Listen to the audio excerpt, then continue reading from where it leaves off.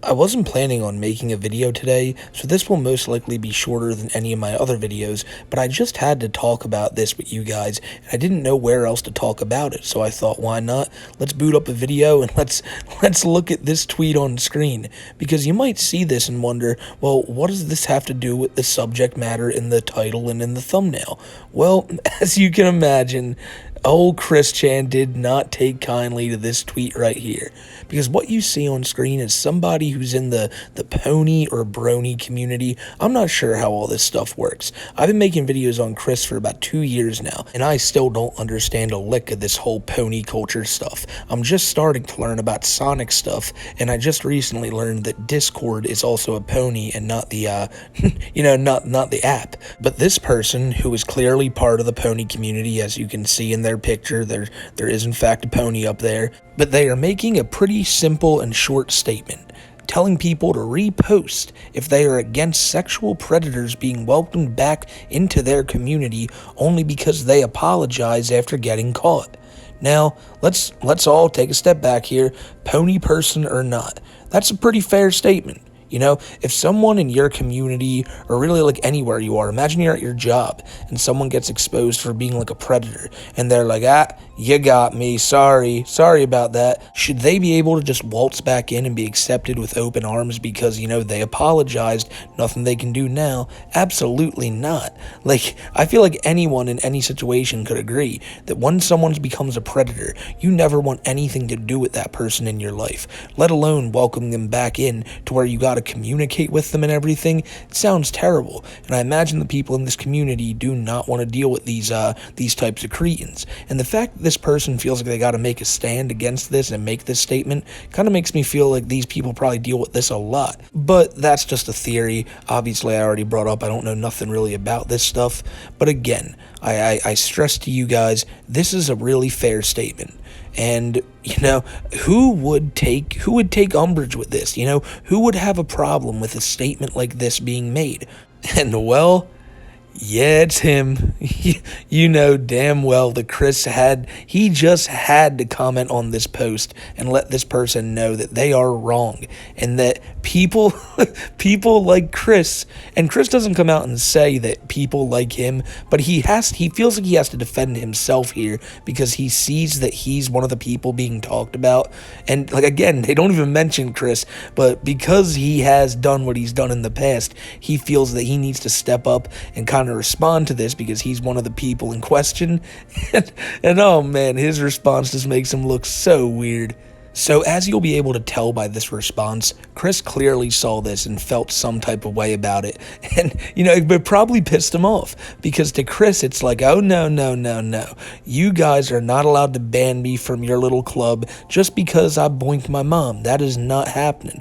I should be welcomed back to the bronies. And even before he was in jail, these people wanted nothing to do with Chris. But now, even after everything he's done, he's like, hey guys, I kind of got absolved from everything in jail. He didn't, by the way. They simply dropped the charges after keeping him there for 2 years because they most likely knew that he was going to get time served anyway. And despite all of that, we heard the phone call that Chris had with Bella back when he was gloating about what he did with Barb, going into detail about how he went down on her. Like, I know that's gross, but Chris, he deadass that he did it, and he was proud of that. But now that he's gotten out of jail and he doesn't want people to know about all that, he's got to try to get back in the good graces of these pony people, a good grace, I may add, that again, he was never even in. So he responds to this person saying that, sexual predators should not be welcomed back to the community by saying this: the misunderstandings linger from those who misconceive of others' intentions or lack thereof in pure accident or happenstance. Basically now saying that everything that happened was an accident or just happenstance. He kind of slipped into bed with Barb and what happened after that just happened. Can't blame Chris for that. But it's just more of Chris trying to retcon his past and acting like what he did was not as sinister as he mentioned. Sometimes he says that. A lot of times he says it didn't happen at all. You can never really keep his story straight, but here he's saying that, come on guys, it was an accident. You can't be blaming these people. This is a real white Bowser response from Chris, but I digress. Chris goes on to say, do not be closed-minded to apologies, and when one has authentically done nothing wrong or is not guilty of anything, especially after being proven this in court of law, they are to be welcomed back into society, period, without any bias based on these past misconceptions. The misconceptions Chris is speaking about is, again, the things that he admitted himself and the fact that he was in jail for incest. In Chris's own words, incest is not wincest, ladies and gentlemen. This was not a win for Chris. This was a massive L. But in his mind, he has to make people think that, hey, everything's good. I'm not in jail anymore, so therefore I'm innocent. I just explained why that's not the case, and a lot of people will sit there and say, no. If Chris really did what he did, they'd keep him in jail longer. You have no right to say anything. You're not the judge, jury, or executioner. And that's true. But again, I reiterate that we've seen the jail letters Chris wrote too, where he said that, everything he did with Barb was to make her spiritually younger. And he did nothing wrong when he was fiddling around with her. He, for a while there, wanted to try to say that he did nothing wrong and everything he did with Barb was all good. And he's kind of saying that here too, but he's basically trying to say that it never even happened. And the fact that the courts let him off with it, people should just say, well, Chris, we love you, dude. You're welcome back into society. Period. At the beginning of there, he says, don't be closed-minded to apologies. And he doesn't understand that he's coming off like he's defending every single, predator there is out there. Hey, it doesn't matter how terrible this guy is. If he wants to come back into society and he says, my bad, well, you better just let it happen. Period. But he doesn't think like that. I guarantee you, if some terrible sex offender walked down the street and said, I'm sorry, Chris, will you forgive me? He would probably be like, oh my God, no. But it only applies to him. It only applies to him. You know what I'm saying? He doesn't think any of these people deserve a place back in society, which he would be right. They don't. But in his mind, he does. And he kind of has to try to explain why he thinks he deserves a place, but he's not trying to go out on a limb and say that everyone else does. Because at the end of the day, he's the most selfish person there is, and it all comes back to being about Chris. But I think to the rest of us, we all know that Chris probably shouldn't be back in society, and neither should any other predator. And it's that simple. If you feel like you got to go fight that stance, you probably got to reevaluate why you're fighting for that stance to begin with. As for those who have and are or have redeemed themselves proper, let them be welcomed, and if they act improperly again, then they are shown to require more time to meditate and reflect for themselves.